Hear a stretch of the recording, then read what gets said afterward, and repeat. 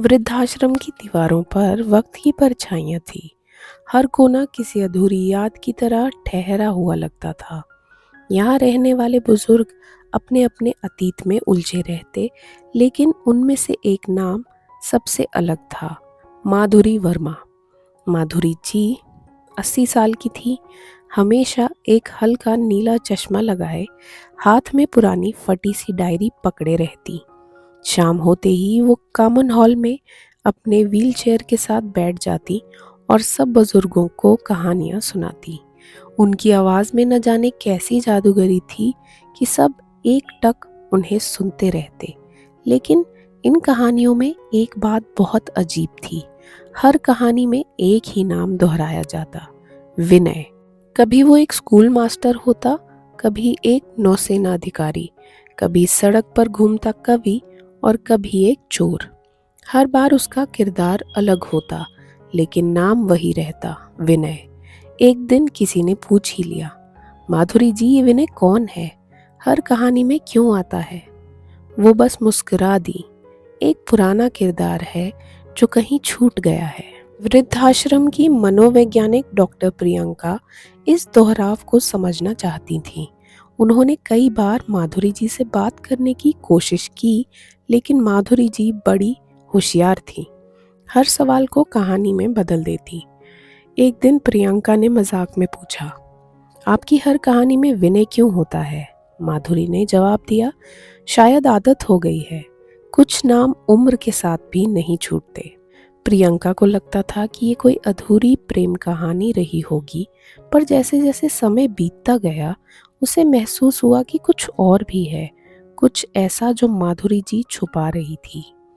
वो अक्सर रात में बड़बड़ाती थीं, कभी किसी से माफ़ी मांगती, कभी किसी दरवाजे को मत खोलो कहती। एक रात एक सहकर्मी ने उन्हें कमरे में अकेले रोते हुए पाया। उनकी डायरी हाथ में थी और वे बुदबुदा रही थीं, तुम लौट आए हो पर अब बहुत देर हो गई है। फिर एक दिन बारिश हो रही थी, आकाश भरा हुआ था और बाकी बुजुर्ग अपने कमरों में थे। माधुरी जी अकेली बरामदे में व्हीलचेयर पर बैठी थी। प्रियंका पास आकर बैठ गई। आज की कहानी सुनाएंगी? माधुरी जी ने नीले चश्मे के पीछे से आंखें उठाई और कहा, आज की कहानी थोड़ी सच्ची है। उस दिन की है जब एक लड़की पहली बार अपने घर से भागी थी। फिर से विनय? प्रियंका ने धीरे से पूछा। हाँ, उन्होंने धीमे से कहा, लेकिन आज वाला विनय कुछ अलग है, क्योंकि इस कहानी में प्यार के साथ अपराध भी है। फिर उनकी आवाज़ धीमी हो गई, मगर साफ साफ सुनाई दे रही थी। 1970 का साल था। लखनऊ की एक तंग गली में एक लड़की रहती, माधुरी। वो घर की बड़ी बेटी थी, एक सख्त पिता की परछाई में पलती थी। खिड़की के बाहर उसकी दुनिया थी। उसी खिड़की से एक लड़का गुजरता था, साइकिल पर। नाम था विनय। एक मामूली सा लड़का पास की किताबों की दुकान में काम करता था, मगर उसकी आंखों में कुछ था जो खींच लेता था। धीरे धीरे दोनों की मुलाकातें होने लगी, चिट्ठियों में, किताबों के पन्नों में और कुछ चोरी छुपे शब्दों में। माधुरी को पहली बार लगा था कि कोई उसे समझता है, लेकिन ऐसा प्यार उनके घर के लिए पाप था। एक दिन उसके पिता ने दोनों को देख लिया। गुस्से में तिलमिलाकर उन्होंने विनय को पुलिस के हवाले कर दिया। उस पर झूठा आरोप लगाया गया कि वो लड़की को बहकाकर भगा ले जाने की साजिश कर रहा था। विनय चुप रहा और माधुरी रोती रही। लेकिन गवाही देने के वक्त जब सबकी निगाहें उस पर थीं, तो वो डर गई। उसने वही कहा जो उसके पिता ने सिखाया था। विनय को उठा ले जाया गया। अगले दिन वो शहर छोड़ गया या गायब हो गया। न कोई चिट्ठी, न खबर, सब खत्म हो गया। इतना कहकर माधुरी चुप हो गई। प्रियंका को समझ नहीं आया कि अब क्या कहे। कुछ देर बाद उसने पूछा, फिर? माधुरी ने अपनी आंखें बंद कर ली। कहानी वहीं खत्म हो गई। प्रियंका को चैन नहीं आया। उस रात उसने वृद्धाश्रम का पुराना रिकॉर्ड उठाया। जब उसने माधुरी जी का मेडिकल फॉर्म देखा, तो एक इमरजेंसी कॉन्टैक्ट नंबर पढ़कर वो चौंक गई। डॉक्टर विनय वर्मा। नाम के नीचे एक पुराना क्लिनिक का पता था जो अब बंद था। अगले दिन प्रियंका ने उनसे सीधा सवाल पूछ लिया, डॉक्टर विनय वर्मा, क्या ये वही विनय है जिसकी कहानी आप रोज सुनाती हैं? माधुरी कुछ देर चुप रही, फिर बोली, तुम क्या जानना चाहती हो? प्रियंका ने धीमे स्वर में कहा, सच। माधुरी ने लंबी सांस ली, फिर धीमे से कहा, कल आना, कल मैं तुम्हें पूरी कहानी सुनाऊंगी। एक सच्ची कहानी जिसमें सिर्फ मोहब्बत नहीं थी, उसमें एक गुनाह भी था। अगली शाम वृद्धाश्रम का कॉमन हॉल कुछ ज्यादा ही शांत था। माधुरी के सामने उनकी पुरानी डायरी खुली थी।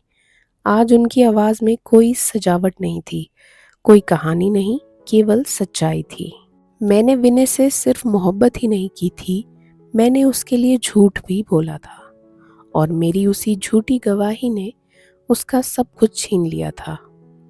एक गहरा सन्नाटा छा गया। कोई पीछे से बोला, क्या वो कभी लौटा?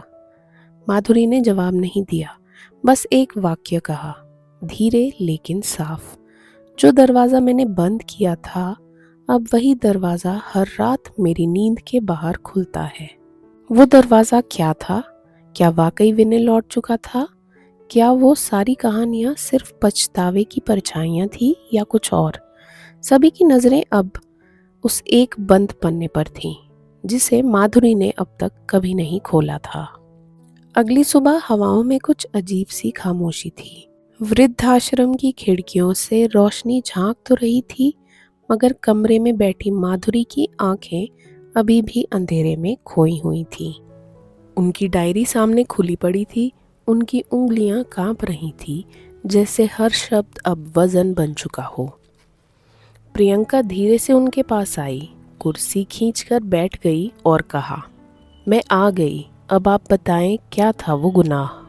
माधुरी ने बिना ऊपर देखे कहना शुरू किया, उस रात जब विनय को गिरफ्तार किया गया, मुझे लगा था सब खत्म हो गया, मगर 1 महीने बाद अचानक एक चिट्ठी आई। वो जेल से लिखी गई थी।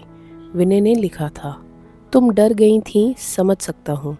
मैंने तुमसे वादा किया था कि मैं कभी तुम पे सवाल नहीं करूँगा, और अब भी मैं नहीं करूँगा, मगर मेरी एक बात मान लेना, अगर कभी किसी मोड़ पर लगे कि सच का वक्त आ गया है, तो मत चुप रहना। उनकी आंखों से आंसू बहने लगे। मैंने वो चिट्ठी जला दी थी। मैंने चाहा कि मैं सब भूल जाऊं, लेकिन दिल ने साथ नहीं दिया। मैं पढ़ाई में लग गई। माँ की मौत के बाद पिताजी और भी सख्त हो गए। सालों बीत गए, मैंने शादी नहीं की। शहर बदले, चेहरे बदले, लेकिन विनय मेरे भीतर से कभी नहीं गया। प्रियंका ने धीरे से पूछा, फिर वो डॉक्टर विनय वर्मा?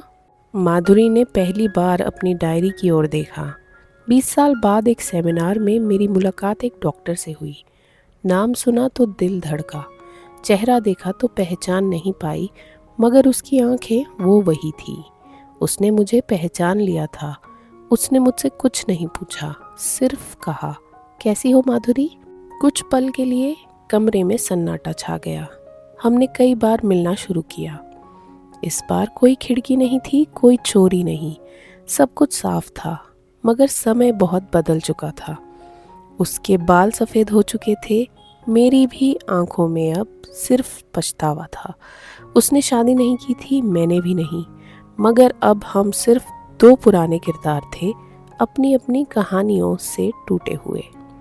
प्रियंका ने पूछा, फिर आप दोनों ने साथ रहने का फैसला क्यों नहीं किया? क्योंकि माफ़ी से सब नहीं जुड़ता। हमने साथ चाय पी, कुछ सर्दियों की शामें बांटी, और फिर एक दिन उसने कहा, तुम अपने बोझ से आज़ाद हो, मगर अब मैं जा रहा हूँ। मैंने नहीं पूछा कहाँ, लेकिन उसके जाने के बाद उसकी तरफ से कभी कुछ नहीं आया। वो इमरजेंसी कॉन्टैक्ट, प्रियंका ने कहा। वो उसका नाम मैंने इसलिए लिखा क्योंकि अब भी मेरी हर सांस में वही रहता है। कहीं से कोई खबर आए, कोई खत, तो पता तो हो कि मैं अब भी इंतज़ार में हूँ। जब उसे मेरी मौत की खबर मिले तो शायद वो एक बार लौटे, मगर ये इंतज़ार भी अब बूढ़ा हो चला है। प्रियंका का दिल भर आया। वो कुछ समझ नहीं पा रही थी कि ये सिर्फ एक अधूरी मोहब्बत की दास्तान थी या एक धीमी सज़ा जो माधुरी सालों से खुद को दे रही थी।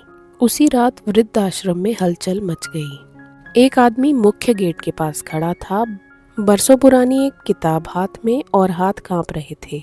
गार्ड ने पूछा, किससे मिलना है? उसने कहा, माधुरी वर्मा। कर्मचारी घबरा गया। अब इतनी रात में? कौन है आप? विनय वर्मा। प्रियंका को जब ये खबर मिली तो वो खुद नीचे आई।